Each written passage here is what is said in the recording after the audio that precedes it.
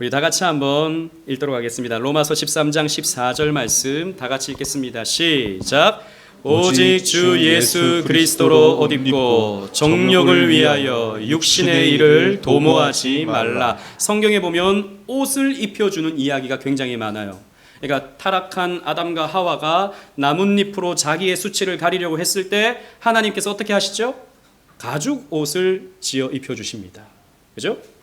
그리고 스가랴 3장에 보면 대제사장 여호수아가 이스라엘을 대표하는 거죠. 옷이 더럽혀져 있습니다. 그때 하나님께서 저 옷을 더럽고 추해진 옷을 벗겨버리라. 그리고 아름다운 옷을 내가 입히리라 라고 말씀하셨죠. 즉 이스라엘 백성들에게 하나님께서 아름다운 옷을 입혀주시겠다. 저 바벨론에서 포로로 살던 70년 고생하던 이스라엘 백성들의 온몸에 더럽고 추한 것이 덕지덕지 묻어 있을 때 하나님께서 새로운 옷을 입혀주시는 거예요. 그리고 예수님께서 말씀하시는 비유 가운데 혼인잔치의 비유를 말씀하시는데 거기에서 예복 입지 않고 온 사람들을 발견하죠. 그 예복 입지 않고 온 사람들을 어떻게 하라고 말씀하십니까? 쫓아내라. 잔치 자리에 예복 안 입은 사람들은 나가라 해라 라고 말씀하세요. 즉 예복이 필요하다라는 것입니다. 그게 뭐냐? 그리스도로 옷 입는 것입니다. 여러분 이것은 무엇을 의미하냐면 따라합시다. 칭의를 의미합니다. 즉 하나님께서 우리를 의롭다 해주신다라는 거죠. 우리에게는 여러분 예수를 믿지만 오전에도 우리가 말씀 나눴다시피 우리에게는 여전히 죄가 득실득실합니다. 우리는 여전히 본질상 진노의 자녀예요. 우리의 죄 때문에. 그러나 하나님은 우리를 어떻게 보십니까? 의롭게 보신다라는 거죠. 왜요? 그리스도로 우리가 옷 입었기 때문에, 칭의의 옷을 입었기 때문에, 칭의의 옷이 우리의 추함과 우리의 비겁함과 우리의 죄악을 가리우기 때문에 하나님이 우리를 보실 때 그리스도를 통해서 보기 때문에 우리를 의롭다 칭해 주신다라는 것입니다. 이게 우리 이 개혁교회에서 가장 중요한 교리라고 할 수 있는 칭의 교리인 것입니다. 그래서 우리는 루터가 이런 말을 했죠. 우리는 죄인인 동시에 의인이다 그랬습니다. 우리 죄인이에요. 맞아요. 하지만 동시에 우리는 뭐라고요? 의인이라고요. 구원파 사람들이 이렇게 묻습니다. 당신은 죄인입니까? 의인입니까? 유나 대답을 한번 해봐. 죄인입니까? 의인입니까? 죄인이에요. 죄의 값은 사망인데 그럼 지옥 가겠군요. 의인이라 그러겠지. 그럼 죄 안 지어요? 이렇게 말한다고. 그러면 죄인인 것 같기도 하고 의인인 것 같기도 하고 잘 모르겠네요. 그러면 구원파 사람들이 그러면 죄 사함과 거듭남의 비밀을 제가 알려드리죠 라고 여러분들을 끌고 간다고요. 네, 헷갈려 하니까. 그럴 때 여러분 우리 확실하게 대답해야 됩니다. 지지난주에 우리 하준이가 우리 새가족방 공부하는데 대답을 너무 잘했어요. 그죠? 우리는 의롭다 함을 받은 죄인이다. 그러니까 옆에서 우리 박인혜 성도님이 은혜를 받으셔가지고 감동을 받으셨어요. 하준이의 그 말에. 그죠? 우리 중학생이 이미 이런 교리적인 정리가 되어 있는 거예요. 유은이도 되어 있어야 돼. 알겠나요? 아무튼 자 드디어 크리스천이 십자가의 언덕에 오릅니다. 팻말이 있었어요. 참을성의 길과 아니면은 즐거운 쾌락의 길인가 이렇게 두 가지 팻말이 있었습니다. 그때 이 크리스천은 참을성의 길을 따라서 참고 인내하고 가는 것이죠. 길을 따라서 올라갑니다. 원장에 보면 어떤 표현이 있냐면 옆에 담이 있었어요. 옆에 담. 좁은 길이었는데 담이 있었는데 그 담의 이름이 구원의 담이다 그랬습니다. 이 구원의 담을 이 울타리를 좁은 길이지만 크리스천이 홀로 열심히 걸어갑니다. 움직이지도 못해요. 열심히 그냥 앞을 향해서 올라가게 되는 거죠. 한 사람 겨우 올라갈 수 있는 이 외로운 길이었습니다. 여러분 구원은요. 여러분들의 부모님이 여러분들을 구원해 줄 수 없고 여러분의 친구가 여러분들을 구원해 줄 수 없고 여러분들의 자녀가 열심히 신앙생활해서 여러분들 뒷다리 잡고 여러분들을 구원해 줄 수가 없는 거예요. 구원은 개인 구원입니다. 물론 우리는 공동체로 구원받지만, 그죠? 이거 함께 생각해야 되지만, 구원은요, 여러분 한 사람이 예수를 믿어야 되는 거예요. 우리 가족 중에 대표인 아버지가 열심히 예수를 믿는다고 구원받는 게 아니에요. 아빠가 목사라고 딸이 구원받는 게 아니라는 것입니다. 자기가 믿어야 돼. 외로운 길입니다. 그런데 한 걸음 한 걸음 뗄 때마다 이 크리스천이 이렇게 말하죠. 아, 내가 왕의 길을 걷기를 잘했어. 나는 한 걸음 한 걸음 걸을 때마다 우리 왕께서 자유를 주시니까 그러는 거예요. 여러분, 그렇습니다. 외로운 길이지만 우리가 한 걸음 한 걸음 내딛다 보면 우리는 무엇을 느끼냐 하면 우리는 자유를 느껴요. 아니, 목사님 아니던데요. 교회 열심히 다니면 다닐수록 뭐 해라 하지 마라 나를 더 간섭하던데요. 아니요, 여러분. 우리가 말하는 자유는 죄로부터의 자유예요. 이 죄로부터의 자유, 율법으로부터의 자유, 그리고 죄책으로부터의 자유인 것입니다. 성경이 말하는 진리가 너희를 자유롭게 한다라고 하는 말은 바로 거기에 있는 거예요. 그래서 우리가 이 외로운 길이지만 이 십자가의 길을 올라가면 올라갈수록 우리는요, 죄로부터 자유하게 돼요. 옛날에는 죄를 지을 수밖에 없었는데 늘 죄만 짓고 살아가는데, 아, 이게 죄구나, 이렇게 살면 안 되는구나 라고 하고 죄로부터 돌아설 수 있는 기회가 우리에게 생긴다고요. 이게 죄로부터 자유예요. 아니면 죄에 묶여가지고 죄가 하라는 대로 할 수밖에 없다니까요. 그런데 이 구원의 돌담길을 올라가면 올라갈수록 우리는 죄로부터, 죄책으로부터, 율법으로부터 자유하게 되는 것입니다. 그래서 십자가 앞에 서게 돼요. 이 크리스천이 눈앞에 보여지는 십자가 앞에 서게 되니까 어떻게 됩니까? 짐이 벗겨져 버려요. 이때까지 계속 지고 오던 그 죄의 짐, 이것을 벗어버리게 되는 것입니다. 여러분, 예수님께서 이렇게 말씀하셨습니다. 마태복음 11장 28절 말씀 우리 다 같이 읽겠습니다. 시작. 수고하고 무거운 짐진 자들아 다 내게로 오라. 내가 너희를 쉬게 하리라. 아멘. 수고하고 무거운 짐진 여러분, 세상의 염려와 근심의 짐을 지고 있는 여러분, 때로는 죄책감과 때로는 내가 이렇게밖에 살 수 없구나, 내가 정말 하나님 믿는지, 내가 정말 하나님 자녀라면 왜 이렇게 살 수밖에 없는가에 대한 죄의 눌림을 가진 여러분 혹시 계십니까? 십자가 앞으로 나오십시오. 십자가 앞으로 나오셔야 됩니다. 예수께서 여러분들을 자유케 하십니다. 예수께서 여러분들을 대신해서 죄책을 가져가시고 죄를 가져가심으로 말미암아 여러분들은 자유하는 거예요. 이걸 우리가 누려야 되는 것이지, 무슨 예수 믿어서 부자 됩니까? 무슨 예수 믿어서 건강해집니까? 무슨 예수 믿어서 하는 일마다 다 잘 됩니까? 그런 말 하는 사람들은 거짓 선지자들인 거예요. 오전에 우리가 말씀 나눴던 것처럼. 아니에요. 우리는 죄로부터, 죄책으로부터, 율법으로부터 자유하는 것입니다. 율법의 짐으로부터요. 그래서 십자가 언덕에서 어떤 일들이 일어나는데요. 여러분, 죄의 짐이, 아까 여러분 주목해서 보셨습니까? 죄의 짐이 풀리니까 그 짐이 떼굴떼굴 굴러가서 어디로 들어갑니까? 무덤 속으로 갔어요. 여러분, 이것이 무엇을 의미하는 것이겠습니까? 우리의 죄책은 누가 대신 가져가셨어요? 예수 그리스도께서. 근데 어디에서 그것을 소멸해 버리셨어요? 예수님의 죽음을 통해서. 예수님이 우리 대신 벌 받으시고 예수님이 우리 대신 저주 받으시고 그 죽음으로 말미암아 우리는요 속량되었습니다. 예수님께서 죄값을 지불하셨어요. 죽음값으로, 심판값으로 우리의 죄책을 지불하셨어요. 예수님께서 십자가에 달리셔서 마지막에 뭐라고 말씀하십니까? 다 이루었다. 이 말은 다 갚았다라는 말이에요. 경제적인 표현이에요. 다 갚았다. 너희들의 죄값은 내가 다 갚았다. 그래서 너희들은 자유하고, 그래서 너희들은 의롭다. 너희들이 율법을 열심히 행해서 구원받는 것이 아니라 그 율법을 내가 다 행했다. 그러므로 너희들은 자유다.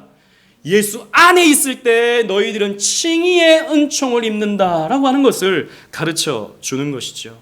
그런데 광채를 바라는 세 사람이 이때 딱 나타납니다.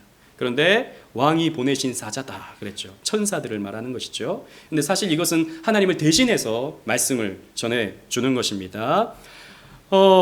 먼저 죄 사함을 선언해 줍니다. 이제 칭의를 부여해 주는 거죠. 여러분, 우리가 성령의 인도하심에 따라서 죄에 대해서, 의에 대해서, 심판에 대해서 알고 예수 그리스도를 우리가 믿게 되면 우리는 그 순간 칭의를 얻게 됩니다. 의롭게 되는 것이죠. 그래서 크리스천이 이렇게 말합니다. 제 마음이 깨끗해졌어요. 사실 이 번역은 별로입니다. 제 마음이가 아니에요. 저의 전 인격이 깨끗해졌어요. 우리의 마음만 깨끗해지는 것이 아닙니다. 우리의 존재 자체가 깨끗해지는 것입니다. 하나님 보실 때 우리의 과거와 우리의 현재와 우리의 모든 미래가 깨끗해지는 것입니다.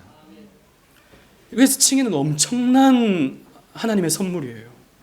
이건 그냥 우리가 예수 믿고 우리가 좀 더 잘 되는 그 정도가 아니, 우리의 존재 자체가 변하는 것입니다. 그리고 새 옷을 입혀주죠. 아까 여러분 크리스천이 옷이 그래서 바뀌는 거 보셨잖아요, 그죠? 새로운 옷을 입혀주시는 거예요. 새로운 삶, 새로운 신분. 여러분들의 새로운 신분이 부여되었습니다. 여러분들에게 어떤 신분이 부여됐죠? 대한민국 국민? 오직 은혜교회 성도? 아니요. 물론 그것도 포함되지만 여러분들은 하나님의 자녀가 되는 권세를 얻게 되었습니다. 아무도 감격을 안 하시는데. 하나님의 자녀가 되는 권세를 여러분들이 얻게 되는 거예요. 그래서 여러분들은 왕의 자녀답게 살아야 되는 것입니다. 신분에 맞게 살아야 되는 거예요. 옛날에 종이었는데 여전히 종처럼 살 수 없는 것입니다. 왕의 자녀답게 당당하게, 그리고 어깨 펴고 감사함으로 우리는 신분에 맞게 살아야 되는 것입니다. 그리고 원작에 보면 이마에 표를 줍니다. 이마에 표. 성경의 표현이죠. 보증과 확신을 주는 겁니다. 또 도장 찍었다라는 것이죠. 너는 내 자녀다. 너는 의로운 백성이다. 라고 하는 보증과 확신을 주십니다. 여러분, 그래서 여러분들은 확신을 가질 필요가 있습니다. 여러분, 언제나 여러분들이 여러분 스스로를 보잖아요. 여러분을 보잖아요. 그러면 여러분들은 확신을 가질 수가 없어요. 왜? 나는 왔다 갔다 하니까.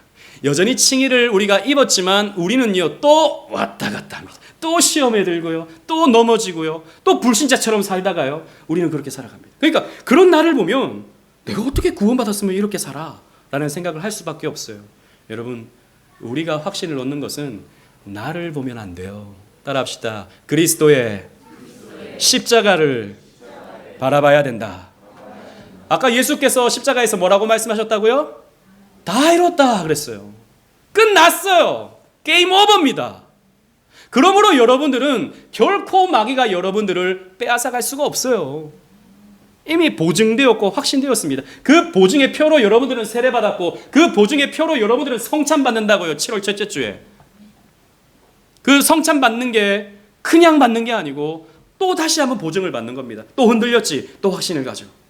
이런 의미가 되는 것이죠. 그리고 원작에 보면 봉인된 두루마리를 줍니다. 이 두루마리는 성경에서 성경을 의미하죠. 성경의 은혜를, 말씀의 은혜를 부여하는 것입니다. 그래서 크리스천은 이런 변화를 받고 이런 은혜를 입고 이제 이 세 사람이 주는 확신 속에서 살아가게 되는 거죠. 근데 여기서 중요한 것이 있습니다.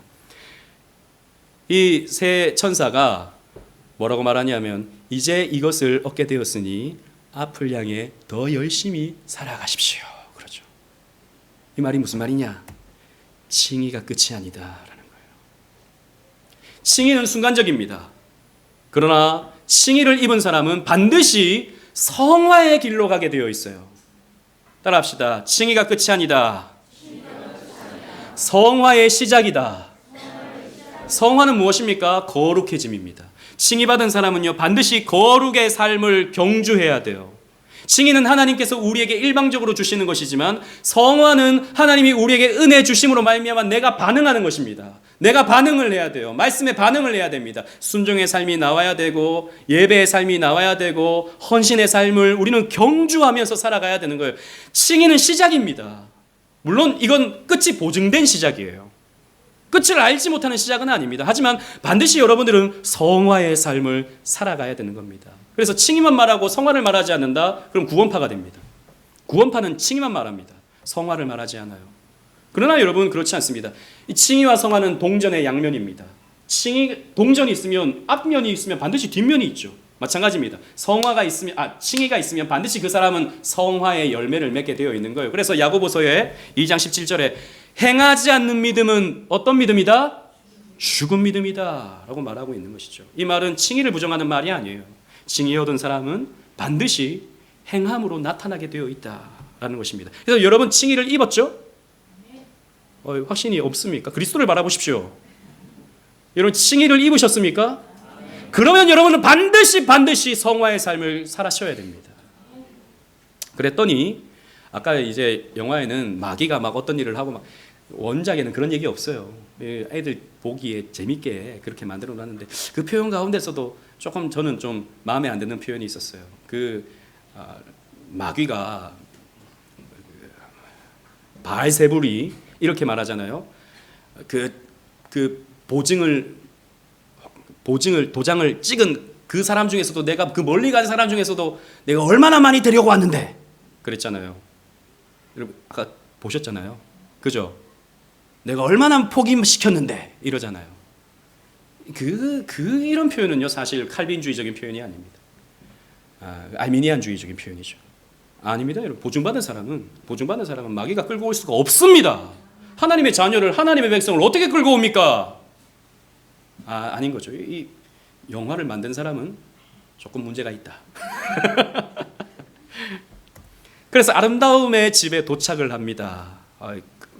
도착을 하는데 이 그림이 너무 까매서 안 보이죠, 그죠? 근데 집 앞에 뭐가 있습니까? 맞아요, 사자가 있었잖아요, 그죠? 으르렁거립니다. 입구에서 사자가 으르렁거려요. 그러니까 여러분 칭의를 입은 사람이 끝이 아니고 성화의 삶을 시작하려고 하면 여러분들이 은혜 받아서 이제 믿음으로 살라고 하면 반드시 여러분들에게 뭐가 있다? 시험이 찾아온다. 마귀가 여러분들을 으르렁 하는 거예요. 보편적으로 이런 시험이 찾아오는데 역사 속에서 보면 이 존 버년이 있었잖아요. 존 버년이 철로의 역정을 쓸 때는 사자가 누구였냐면 찰스 2세였습니다. 영국의 찰스 1세가 이제 폐위가 되고 이제 올리버 크롬웰이 이제 공화정을 펼치죠. 공화정을 펼치면서 이제 처음에는 굉장히 잘하는 것 같았지만 청교도였으니까 잘하는 것 같았지만 나중에 정치를 말아먹습니다. 그래서 왕정 복고가 돼요. 예전에 우리 공부했잖아요, 그죠? 다 까먹으셨겠지만 까먹으셔야 또 제가 또 하죠. 왕정 복고가 됩니다. 찰스 2세가 찰스 1세는 죽어버리고 이제 처형당해서 죽고 찰스 2세가 이제 왕이 다시 되는 거예요. 근데 이 사람들이 이 찰스 2세가 청교도들한테 당시에 청교도들이 많았으니까 청교도들에게 나를 왕시켜주면 내가 이 나라를 왕이 교회를 좌지우지않게 이 교회의 자치권을 교회에 주겠다라고 약속을 합니다. 그래서 왕이 되어져요.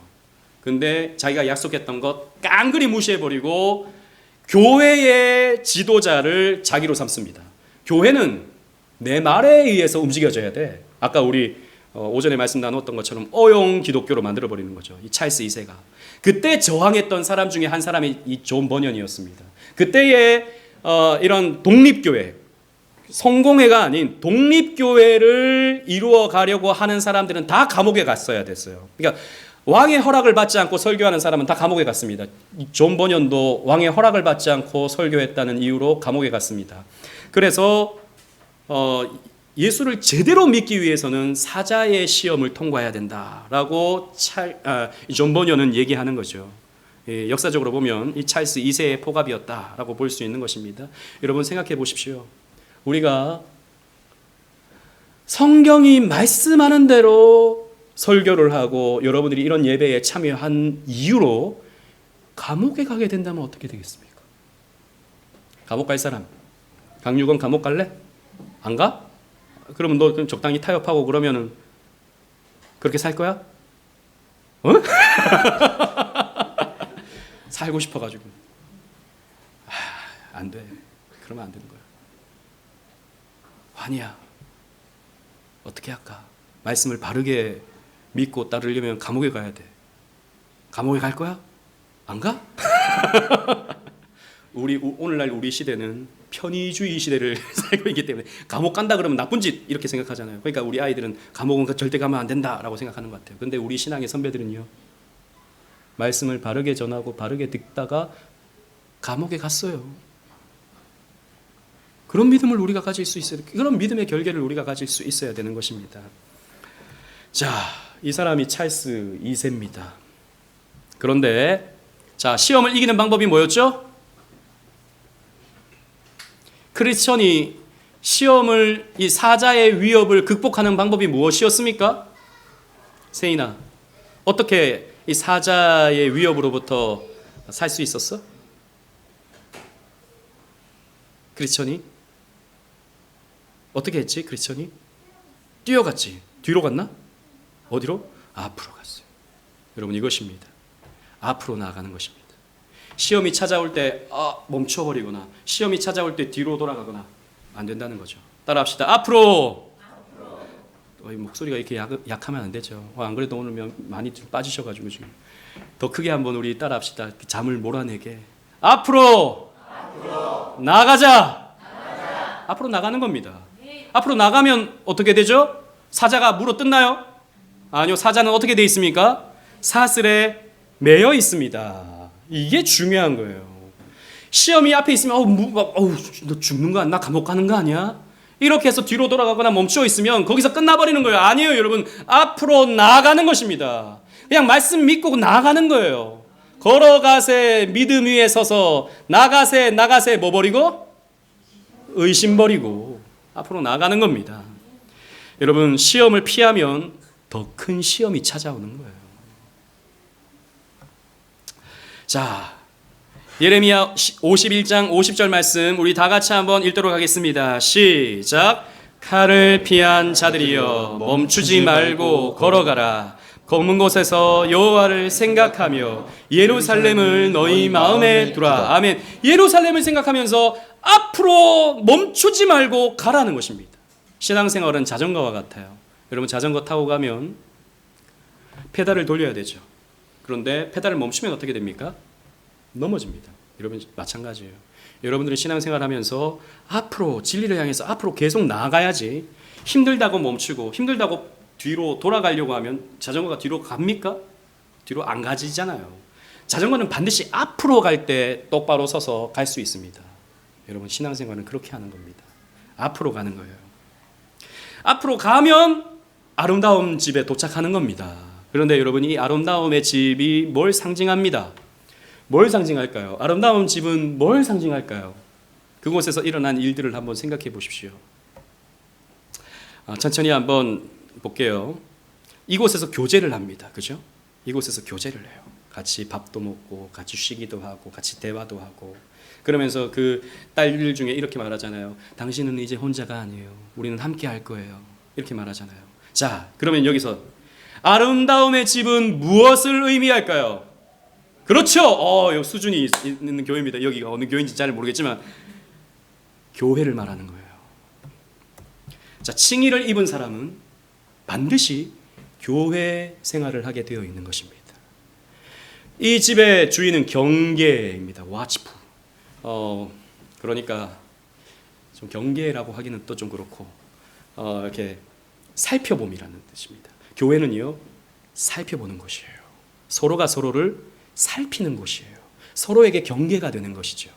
지난번에 제가 말씀드렸다시피 우리는 혼자 신앙생활 할 수가 없어요. 서로가 경계가 돼야 됩니다.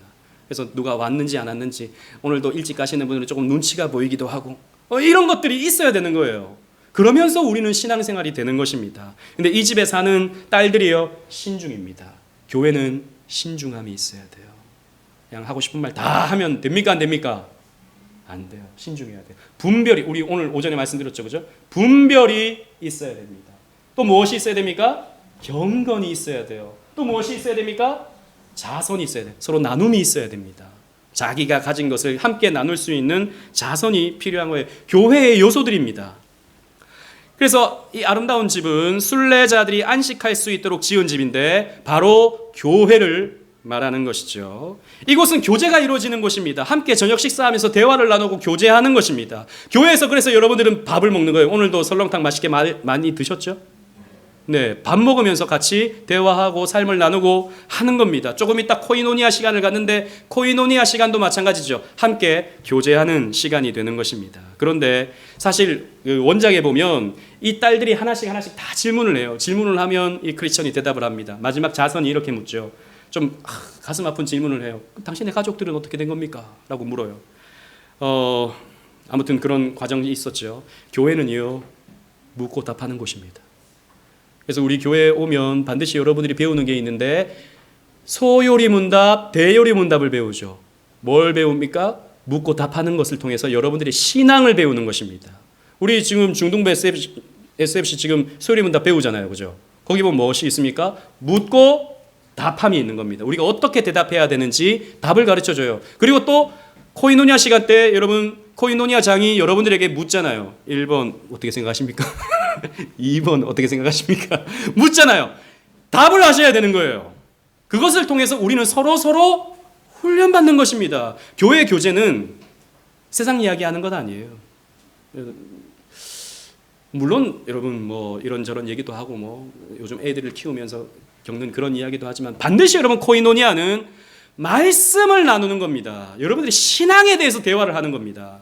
세상 교제는 세상에서 다 하면 돼요. 교회 와서는 말씀의 진리에 대해서 우리는 묻고 답할 수 있어야 됩니다. 그런데 어쨌든 크리스천이 가족을 생각하면 참 마음이 아프다. 그런데 나는 가족을 사랑한다. 그들이 하나님께로 올 수 있도록 나는 기도한다. 이렇게 말을 하죠. 그랬더니 이 가족들이 대답을 해줘. 그렇게 될 거라고. 용기를 가지시라고. 우리가 함께 기도하겠다고. 이렇게 서로 격려를 합니다. 여기서도 알 수 있는 것은 다 같이 한번 읽어보도록 하겠습니다. 시작. 가족을 마음에 담고 약속을 붙들어야 한다. 여러분 우리 가족 가운데 교회를 안 나오는 가족들이 있죠. 신앙을 버린 것처럼 보이는 가족도 있습니다. 우리에게 마음이 아파요. 아픈 일입니다. 그러나 여러분 가족을 늘 마음에 담고 약속을 붙들어야 되는 거예요. 하나님의 약속, 하나님의 그 언약적 계대적 신앙이 이어진다라고 하는 이런 약속을 우리는 붙들어야 되는 것입니다. 여러분 졸리시죠? 막 잠을 이기려고 막 애쓰시는 모습들이 몇 명 보여가지고 밥 먹고 바로 해가지고 밥 먹고 바로 안 해도 졸리니까 어차피. 자 마지막입니다. 그래서 제가 오늘 좀 짧게 한다고 했는데 생각보다 길어졌는데 아름다운 교회란 어떤 교회입니까? 자, 십자가의 은혜로 칭의를 입은 사람들, 성화의 과정 속에 있는 사람들이 모이는 공동체가 교회여야 됩니다. 아무나 교회에 들어와서는 안 됩니다, 여러분. 물론 교회는 누구나 올 수 있어야 돼요. 그러나 그 교회의 회원이 되는 것은 아무나가 아닙니다. 칭의의 은총을 입었는가, 성화의 과정 속에 있는가 늘 목사가 묻고 여러분들이 서로 묻고 여러분들이 답함을 통해서 확신을 가진 사람들이 모이는 공동체가 교회여야 된다라는 거죠. 근데 오늘날 교회들이 그냥 아무나 교회 회원으로 받아들이고 사기꾼도 오고 범죄자도 오고 이렇게 함을 통해서 교회가 세상에 신뢰를 잃어버린 것입니다. 두 번째, 우리 다 같이 한번 읽겠습니다. 시작. 말씀과 교제에 참여함으로 서로 위로와 격려받는 사람들이 모이는 곳이 교회입니다. 말씀과 교제에 여러분 참여하셔야 됩니다. 서로 위로와 격려를 받으셔야 돼요. 그럼 목사는 여러분들의 죄를 들추지만 서로는 여러분들 교회 안에서 코이노니아 할 때는 서로 위로하고 격려해 주셔야 됩니다. 따라합시다. 서로 위로하고 격려해 줘야 된다. 나도 목사님처럼 나도 죄를 한번 들춰야 돼. 당신 그렇게 살지 마세요. 나는 목이 칼이 들어와도 나는 할 말은 한다. 그런 사람은 칼 맞아요, 진짜. 조심하셔야 됩니다. 함부로 교회 와서 누구 지적하고 함부로 교회 와서 그렇게 살면 되네 안 되네 이런 말을 하고 안 됩니다, 여러분. 서로 위로하고 격려해야 됩니다. 강단에서 여러분들의 죄를 들추는 거예요. 자, 마지막 다 같이 읽겠습니다. 시작. 순례의 길에 있는 사람에게 쉼과 위로를 줄 수 있는 공동체. 그래서 여러분들은 이 교회 와서 쉬셔야 돼요. 아닌데요, 목사님. 밥 했는데요. 누군가에게 쉼을 주기 위해서 여러분들이 밥한 겁니다. 섬긴 거예요, 그건. 누군가에게 위로를 주기 위해서 여러분들이 이 시간 섬기고 있고 조금 이따 코이노니아를 하는 겁니다. 여러분, 그래서 우리는 교회가 편안해야 돼요. 평안해야 돼요. 이런 교회를 세워가기 위해 여러분 힘써 주시기를 바라겠습니다. 이런 아름다운 교회, 아름다운 집을 세워가는 저와 여러분들 되시기를 주님 이름으로 축원합니다. 아멘.